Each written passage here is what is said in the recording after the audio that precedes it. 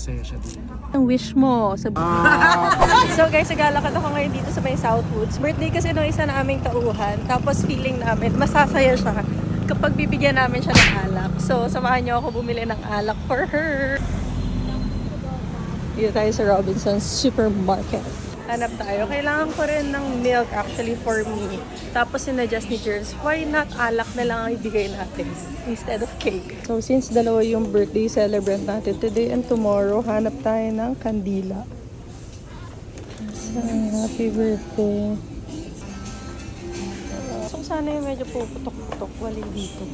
Muna ako ng milk kasi sa labas pala yung liquor. Wala yung milk na gusto ko. Pero sabi ni Jerz, yung kandila rin kasi wala. So, ang sabi niya, kahit anong kandila na lang daw. Ito. Oh my gosh, oh, sorry Ate Janet. Ito yung pinabili ni Jerz. Ito na lang. Sabi ni Jerz to, hindi ako to Ngayon, hanapin natin yung gustong alak nung staff namin na si Janet.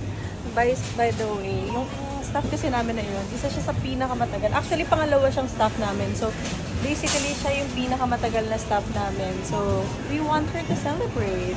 Ito. Okay. Secured na ang regalo. Nakabili na ako. Let's go na. At puntahan si Ate Janet. So guys, nakabili na ako ng alak for Ate Janet. Na-pick up na rin ako ni Jervs. And originally naman talaga, cake ang bibigay namin sa kanya. Pero feeling namin ni Jervs, ang magpapasaya kay Ate Janet ay... Consolite. Oo. Kasi yun yung parang pinaka-ano niya, chill time niya. So, I think magsa-celebrate siya. Pang-ambag na namin to kung magpa-party man siya.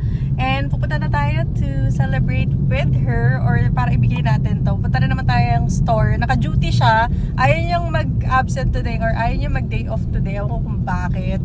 Gusto na lang niya sa store kasi may celebration naman daw siya over the weekend. Kaya, surprise natin siya. Dito na kami sa may branch, sa may halang. Lagi kasi niya nakasarayan si Janet Wala kaming pang firecracker, sorry. Improvise. Saan ba siya sasaya lang? Pag nag-blow naman siya candle. At least may candle.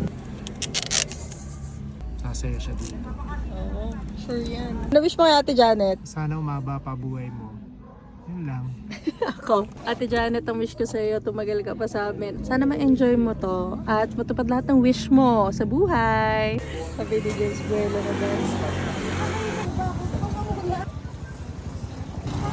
Happy birthday, Janet! Sino yan? Sino? Happy birthday, Janet! Feeling ko masasaya ka dyan.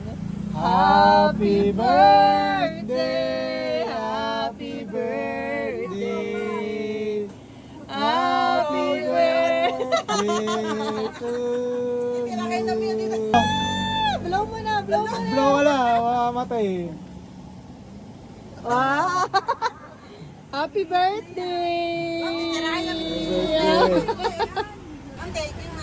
Happy birthday! Ano wish mo? Magtatrabaho na yung asawa ko, sana tuloy-tuloy na.